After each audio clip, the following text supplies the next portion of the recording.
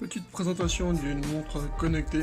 Le modèle c'est K2, acheté sur Banggood. Je vous mettrai le lien dans la description. Donc une montre très simple. On va voir les fonctionnalités qu'elle fait. Donc déjà il y a un seul petit bouton, c'est pas un écran tactile, c'est juste un bouton sensitif pour allumer l'écran, et ensuite pour passer d'un menu à l'autre il suffit de cliquer sur le petit bouton. Donc là on voit un résumé des pas, du nombre de kilomètres. Donc il y a la fonctionnalité sport.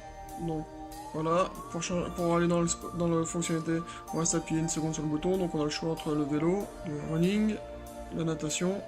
Ça c'est pour revenir en arrière, pour ressortir dans le menu principal. Donc voilà, quand on veut faire une activité, il suffit de rester appuyé sur le bouton quelques secondes et le chrono commence. Voilà, comme par exemple pour la natation. Pour arrêter, on reste appuyé sur le bouton, et pour ressortir, on va sur le bouton sortir. La fonctionnalité suivante, c'est le rythme cardiaque. Donc là, pour activer cette fonction, il suffit de rester appuyé sur le bouton. La montre vibre, on voit que ça bouge. En dessous, normalement, quand on a notre bras, ça prend le rythme cardiaque en quelques secondes. Fonction suivante, c'est la recharge d'oxygène dans le sang. Donc là, c'est comme pour le rythme cardiaque, on reste appuyé un petit peu sur le bouton, ça vibre. Bon là, il recherche, mais il va rien trouver parce qu'évidemment, il n'est pas mon bras en dessous, donc il va bien indiquer une petite croix. La fonction suivante, c'est la surveillance du sommeil. Donc ça se fait tout seul en fait quand on va se coucher. La montre repère nos mouvements, donc on déduit qu'on dort ou qu'on dort pas. Donc après il y a le petit résumé sur l'application. Ensuite ça c'est le réveil. Donc le réveil, on peut programmer plusieurs réveils via l'application. Donc là c'est pas un réveil classique avec une sonnerie, là c'est un réveil qui se fait avec la montre qui vibre. Ça marche super bien, moi je fais ça depuis quelques années déjà et ça évite à mon entourage d'être réveillé par la sonnerie du téléphone ou de la montre habituellement. Là ça vibre, ça me réveille, et ensuite autre fonction basique, c'est le chrono. Donc là encore une fois, pour mettre en route le chrono, on reste appuyé sur le bouton, le chrono rentre dans le mode chrono, on appuie une fois, le chrono se lance, on appuie une deuxième fois, le chrono s'arrête, on remet le chrono à zéro, on reste appuyé sur le bouton. Voilà, c'est simple.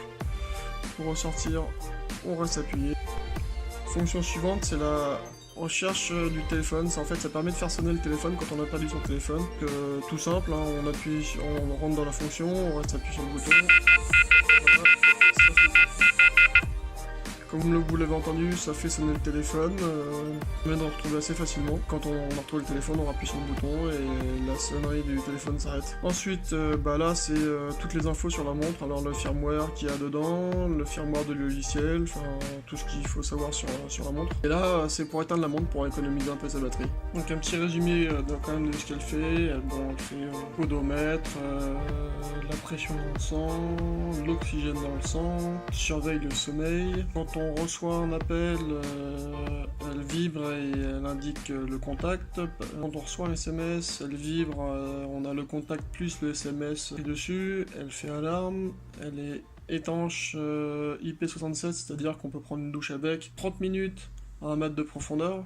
Et la batterie est censée durer au moins un mois. Moi ça fait une semaine que je l'utilise et vous pouvez voir que niveau batterie, elle n'a pas bougé. Je crois qu'elle est indiquée à 96% dans l'application. Donc je pense qu'elle va durer bien plus d'un mois, un peu comme les bracelets Xiaomi qui sont annoncés un mois et que moi j'ai réussi à faire 3 mois avec sans le recharger.